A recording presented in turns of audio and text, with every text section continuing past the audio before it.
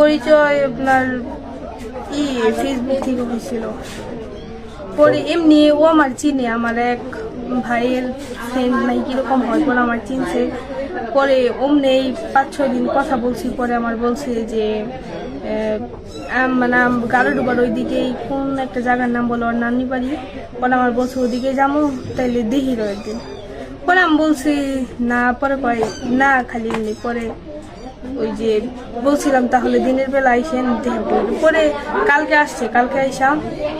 পরে একটা মানুষ আসছে, পরে রান্না বান্না করে খাওয়াইয়া পরে আমার ভাইগিনার সাথে শোয়াইছি, মানে বললো যে আজকে যাবো না নাকি এরকম কিছু। পরে ওই পাশেই শুয়েছে মাঝ মানে 11টা পর্যন্ত ঘুমাইছে, কিন্তু মাঝ রাইতে 11টার দিকে উঠা মানে আমার বলতেছে আপু ওয়াশরুমে যাও। পরে আমিও বলি নাই যে ওইদিকে। পরে যে ওই ওয়াশরুমে যাইয়া মানে যতটুকু টাইম লাগছেই আমি অমনি বসেছিলাম। পরে যখন শেষ হয়েছে যাওয়ার সময় দেখে মানে দরজা যখন খুলে তখন দেখে আটকে নাকি। পরে আমি ভাবলাম যে কি নাকি জানালা যে বের হয়ে একটু দরজাটা খুলে দাম বাহিরে যাই। পরে ওই জানালা খুলতে যায় মানে হয়ে গেছে গা, মানে সবাই করে ধরছে যে কি নাকি কিসের জন্য। পরে অনেক মারধর করা হয়েছে, আমারও জিজ্ঞেস মানে সুযোগই দেয় না ভালো করে কথা বলার।